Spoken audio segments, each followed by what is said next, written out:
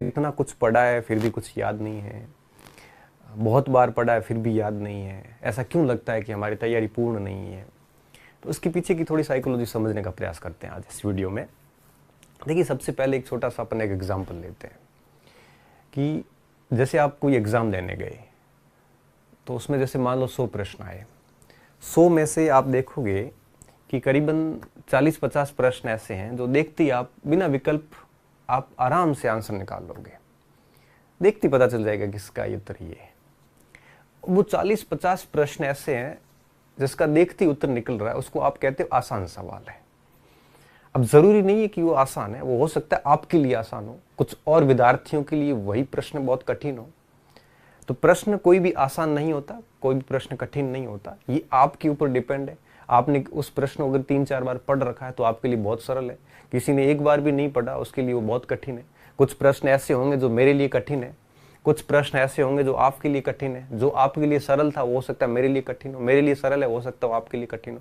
तो एक चीज दिमाग में रखिए कि कोई भी परीक्षा का प्रश्न सरल नहीं होता और कोई भी प्रश्न कठिन भी नहीं होता। ये उस बात पे तय होता है कि आपके वो 2-3 बार पढ़ा हुआ है या नहीं है। तो जब हम पेपर देखते हैं तो 30-40 सवाल ऐसे होते हैं 100 में से, तो 30-40% प्रश्न ऐसे होते हैं जिनको देखते ही हम उत्तर लगा देते हैं। तो उत्तर लगाने के बाद हम उसको सरल नाम दे देते हैं, बल्कि ऐसा है नहीं।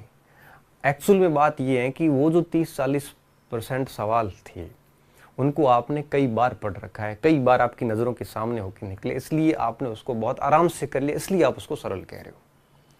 कुछ ऐसे बच्चे भी होंगे उस पेपर में 80% सवाल सरल उसको मान के चलेगा, क्यों? क्योंकि उसने बहुत कुछ अच्छे से पढ़ रखा हो। तो सारी कुछ जो बातें हैं, सरल कठिन, याद रहना नहीं रहना, ये सब कुछ डिपेंड करता है तैयारी के ऊपर। मनुष्य मस्तिष्क की एक सीमा होती है, स्मृतियों की अधिकता के कारण हमारी जो मन मस्तिष्क के चीज़ों को विस्मृत करता जाता है, भूलता जाता है।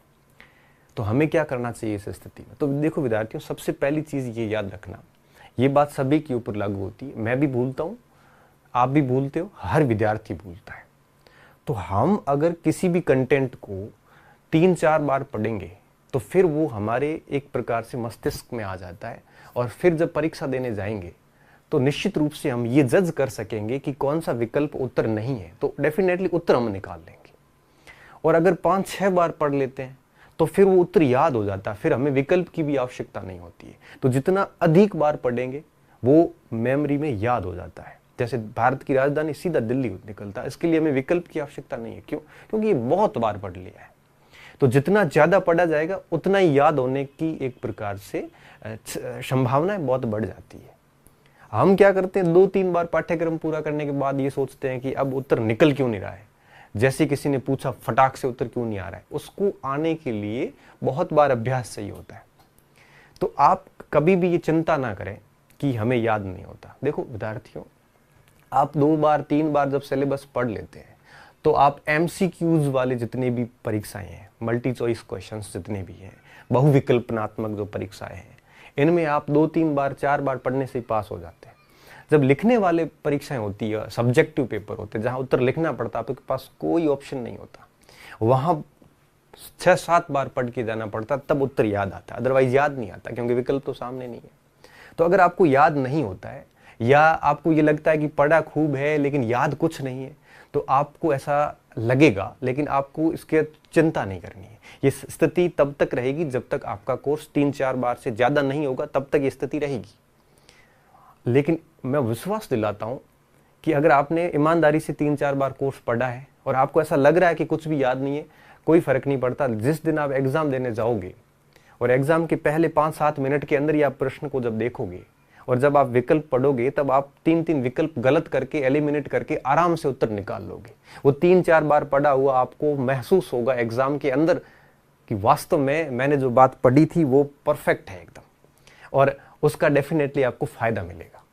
तो आप हताश ना हो कि मुझे याद नहीं हो रहे। याद होने के लिए थोड़ा ज्यादा बार पढ़ना पड़ता है, और MCQs करने के लिए 2-3 बार पढ़ा हुआ भी काफी होता है। ठीक है ना? तो डरने की जरूरत नहीं है। अब देखो बात ये आती है कि अपन कोई प्रश्न पूछ रहे, अपन फटाक से आंसर दें, इसके लिए हमें 2 चीजें करनी पड़ती है। जैसे आपने मुझे सीधा प्रश्न पूछा और मैंने सीधा उत्तर दे दिया, इसके लिए दो चीज़ें होनी ज़रूरी होती है। पहला ये कि आपको वो कंटेंट, वो टॉपिक कम से कम 5-6 बार आपने पढ़ रखा हो। दूसरा ये कि आपने उसके ऊपर मनन किया हो, इमेजिनेशन की हो, सोचा हो उसके ऊपर। टॉपिक पढ़ने के बाद आंख बंद करके उस पूरे टॉपिक को आपने रिकॉल किया हो, पूरा मेमोराइज किया हो, तो ही याद आते हैं, अदरवाइज याद नहीं आते। इसलिए आपको तनाव रखने की कोई ज़रूरत नहीं है, बस पढ़ते जाइए।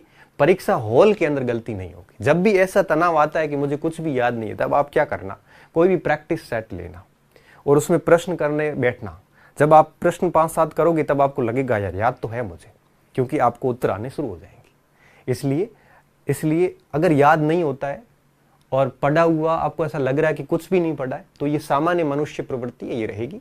और ये तब तक रहती जब तक अपन पूरे पाठ्यक्रम को मनन नहीं कर ले और पूरे पाठ्यक्रम को 7-8 बार ना पढ़ ले। और ये जरूरी भी नहीं है। एक परीक्षा अगर MCQs है, ऑब्जेक्टिव पेपर है, तो उसके लिए इतना कुछ जरूरी भी नहीं होता। 3-4 बार में भी हम परीक्षा पास कर लेते हैं, ऑप्शन देख के उत्तर निकल। हाँ, सब्जेक्टिव पेपर होते हैं तो जरूरी होती है। तो आपको डरने की जरूरत नहीं विद्यार्थियों, आप बिल्कुल निश्चिंत होकर आराम से कोर्स पूरा कर लो। कठिन टॉपिक है तो उसके ऊपर थोड़ा मनन कीजिए, थोड़ा इमेजिनेशन कीजिए। जब भी आप थोड़े हताश होते हो, आपको लगता है कि मुझे कुछ भी याद नहीं है, उस समय आप कोई प्रैक्टिस सेट 15-20 प्रश्न निकालोगे तो आराम से आप उन चीज़ों को कर लोगे, जो दिक्कत आने वाली नहीं है। ठीक है ना। तो ये बात कहने के लिए मैं आज था यहाँ पे। तो इन चीज़ों का ध्यान रखना, किसी को भी पूरे याद नहीं होते। हाँ, ये है कि किसी की लंबी तैयारी है, 3-4 साल की तैयारी, कई बार कोर्स पढ़ लिया है, कई बार मनन कर लिया है, तो निश्चित रूप से उसको याद होंगे। लेकिन ऐसे विद्यार्थी बहुत कम बचे हैं, बहुत कम स्टूडेंट ऐसे हैं जो ऐसा कुछ करते हो।